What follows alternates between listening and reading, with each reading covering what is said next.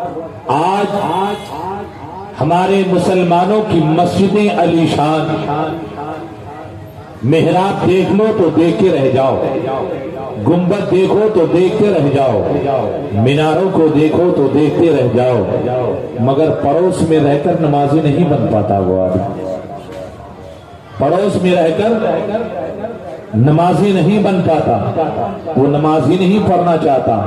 میں نے ایک دن ایک سے پوچھا، بھائی ذرا یہ تو بتاؤ، مسجد کے پڑوس میں رہتے ہو، کیا آپ کے کانوں تک آذان نہیں گونجتی؟ کیا آپ کو نماز کا وقت نہیں معلوم پڑتا؟ وہ بھائی صاحب کہنے لگے، حضرت بات بالکل صحیح ہے، جیسے دل میں ارادہ کرتا ہوں کہ جاؤں نماز پڑھنے کے لیے، کچھ نہ کچھ کام نکل آ جاتا ہے اور پھر میں کہیں اور چلا جاتا ہوں۔ اے مسلمانوں، کبھی غور کیا آپ نے کہ ہماری زندگی کا مقصد کیا ہے؟ پیدا کرنے کا مقصد کیا ہے؟ اس دنیا میں آنے کا مقصد کیا ہے؟ اس دنیا میں جینے کا مقصد کیا ہے؟ اگر آپ غور کریں گے تو ایک وقت کی نماز آپ سے نہیں چھوٹے گی، مگر آج مسجدیں ہماری علیشان، مسجدوں میں قالین لگائی جاتی ہے، مسجدوں میں اے سی کا اہتمام ہے، مسجد میں ایک مؤذن کا اہتمام ہے، مسجد میں ایک امام کا اہتمام ہے، اور پھر جب آذان ہوتی ہے تو 4 سے 5 صف لوگ نماز پڑھتے ہیں۔ محلے کے اندر کم سے کم 10,000 مسلمان نماز پڑھنے والے 4 صف، اور سب سے اہم بات تو یہ کہ فجر کے وقت گنے چنے چند ہی لوگ ہوتے ہیں۔ میں سوچ میں پڑ گیا، اے میرے پروردگار، مسجد مسلمانوں کی علیشان ہے، مسجدیں بہت ہی خوبصورت ہے، مسجد کے ٹرسٹیان بڑے خوبصورت ہیں، بڑے ہی اچھے ہیں، رات ہی رات مسجد بنا کے تیار، اور پھر اس پر قالین لگوا دیے گئے، اے سی بھی لگ گئی ہے، ٹھنڈی ٹھنڈی ہوائیں آ رہی ہے، مگر مسلمان نماز پڑھنے کے لیے تیار نہیں۔ میں سوچ میں پڑ گیا، آخر مسلمانوں کو روکا کس چیز نے؟ آخر مسلمانوں کو دور کیا کس چیز نے؟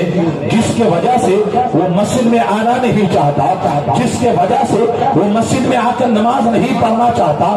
میں جب غور و خوض کیا تو پتا چلا، دل تو کہتا ہے مسجد میں جاؤں، مگر وہاں دروازے پر جا کر وہ مسلمان بھاگ جاتا ہے۔ میں نے جب تحقیقات کی تو پتا چلا، شیطان نے پہلے ہی اللہ تعالیٰ سے وعدہ کر لیا تھا، اے میرے محبوب، اے اللہ پروردگار عالم، میں تیرے بندوں کو بہکاؤں گا، جب مسجد میں نماز پڑھنے کے لیے جائے گا، مسجد کے دروازے پہ جا کے بیٹھ جاؤں گا، تیرے بندوں کو بہکاؤں گا، جب تیرے بندے نیک کام کرنے کی کوشش کریں گے تو میں اسے بہکاؤں گا، جب مسجد کی تعمیر کرنے کے لیے تیرے بندے آگے بڑھیں گے تو میں اسے بہکاؤں گا، جب مدرسہ تعمیر کرنے کے لیے تیرے بندے آگے بڑھیں گے میں اسے بہکاؤں گا۔ میں سمجھ گیا اے اللہ کا بندہ جیسے مسجد میں آنے لگا، شیطان نے اسے ورگلایا، چلو پہلے چائے پی لو، ابھی آذان ہو رہی ہے، آذان کے بعد چلے جانا نماز پڑھ لینا۔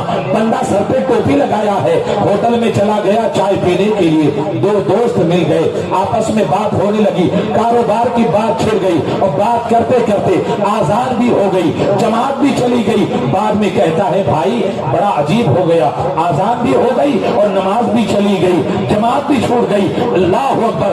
اے مسلمانوں، آپ کی جماعت چھوٹ جاتی ہے تو آپ کو کچھ پتا نہیں چلتا، آپ کو کچھ فرق نہیں پڑتا۔ آج جس کی محفل ہم منعقد کیے ہیں وہ امام حسین، علی اکبر، علی اصغر، حضرت علی اصغر اور آن محمد حضرت شبیر، حضرت شبر کی یہ محفل ہے۔ جانتے ہیں امیر معاویہ کون ہے؟ آپ جانتے ہیں امیر معاویہ کون ہے؟ جانتے ہیں آپ لوگ؟ کتنے لوگ نہیں جانتے؟ ہاتھ اٹھا کے بتائیے مجھے، میں بتاتا ہوں۔ امیر معاویہ کون ہے جانتے ہیں آپ لوگ؟ ادھر والے کیوں نہیں ہاتھ اٹھا دے بھائی؟ جو جانتے ہیں وہ بتا دیجئے، جانتے کون کون جانتے ہیں؟ امیر معاویہ کون ہے؟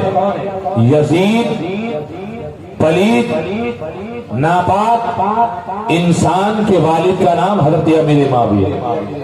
ارے کہہ دو سبحان اللہ۔ امیر معاویہ صحابی ہے، اللہ اکبر۔ اعلیٰ حضرت ارشاد فرماتے ہیں کہ اگر امیر معاویہ کے بارے میں کوئی بد زبانی کرے، کوئی بدتمیزی کرے تو سمجھ لو کہ وہ جہنمی کتوں میں سے کتا ہے۔ وہ جہنمی کتوں میں سے کتا ہے. کچھ لوگ کہتے ہیں کہ امیر معاویہ نے اپنے بیٹے یزید کو کیوں گدے پر بیٹھانا نہیں چاہیے تھا, لہذا وہ اناب شناب بکنے لگ جاتا ہے. مگر اعلیٰ حضرت عظیم البرکت الشاہ امام احمد رضا خان فاضل بریلوی علیہ الرحمت رضوان ارشاد فرماتے ہیں کہ امیر معاویہ کی شان میں اگر کوئی ذرہ برابر بھی گستاخی کرتا ہے تو سمجھ لو کہ وہ جہنمی کتوں میں سے کتا.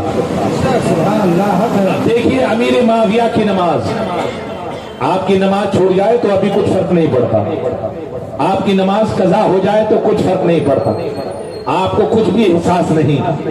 امیر معاویہ بیٹا یزید امام حسین کو ستانے والا, امام حسین کو شہید کرنے والا, امام حسین کے گردن پہ چھری چلانے والا اور اہل بیت کو تنگ کرنے والا,